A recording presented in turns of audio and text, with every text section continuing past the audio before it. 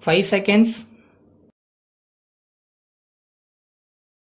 Start. Mr. Vice Chairman Sir, I thank all the honorable members for the constructive suggestions and valuable observations made by them during the discussion on the appropriation bill. The Minister for Finance, while replying to the general discussion on the budget, covered all the points regarding black money, price rise, etc. So, I do not think that it is necessary now for me to deal with them once again, and I do not want to waste the time of the House on those points. As many as 10 members have spoken on various points. Even though I will not be able to reply to all the issues raised by them, I shall try to satisfy the honorable members as far as possible.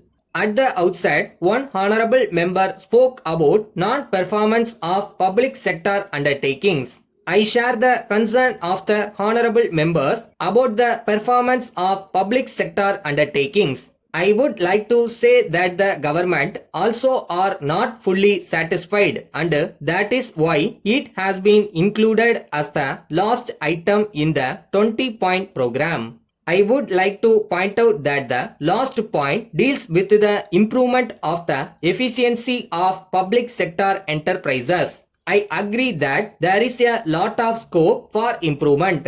The Finance Minister, while replying to the general discussion on the budget, gave the details in this regard and expressed his dissatisfaction. As a matter of fact, he said that there should be improvement by toning up the administration. That should be done in the case of both the public sector undertakings and the banking sector. Then, honorable members expressed their concern about the deficiency in administration. I am aware that honorable members raise various issues here in all seriousness. Members on that side and on this side expressed concern, but some of them are not present here now. One honorable member spoke about the weaknesses in the banking sector, and in this connection he dealt with corruption. If I am right, last year in his speech, he referred to corruption in the Integrated Rural Development Program.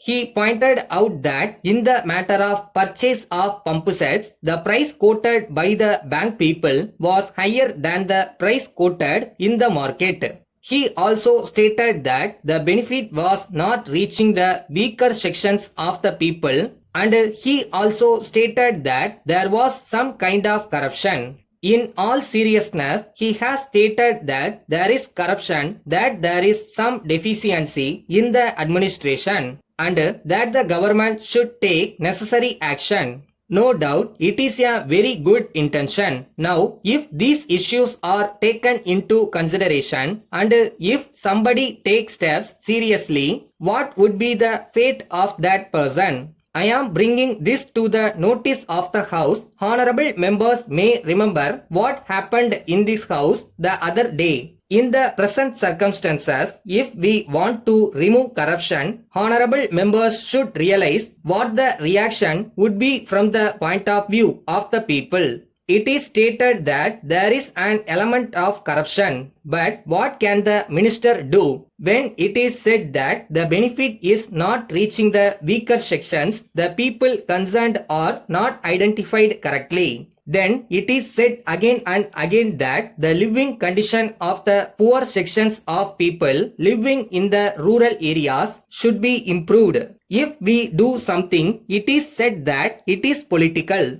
I have already stated what we have done after we took charge, and I do not want to repeat it.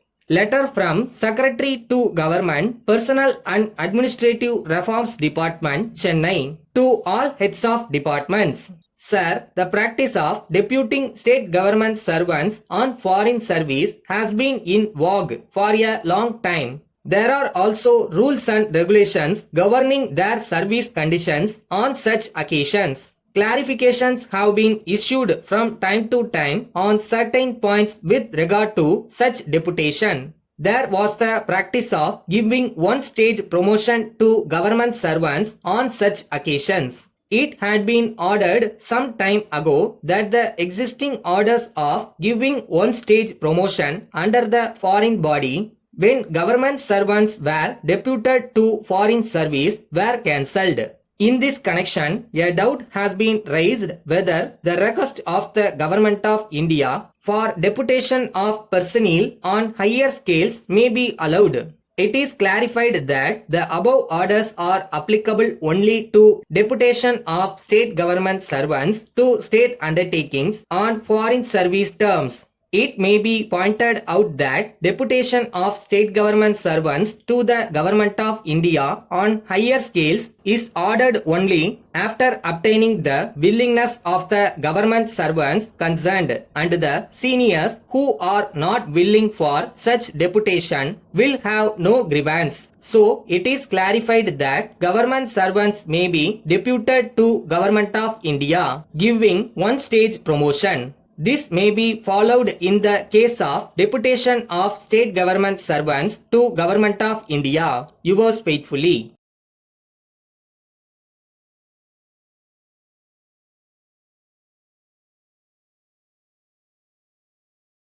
இந்த உலகத்துல முடியாததுன்னு எதுவுமே கிடையாதுன்னு சொல்லுவாங்க. உண்மைதான். நல்லா perform பண்ணா யாரும் எதையும் ஜெயிக்கலாம்.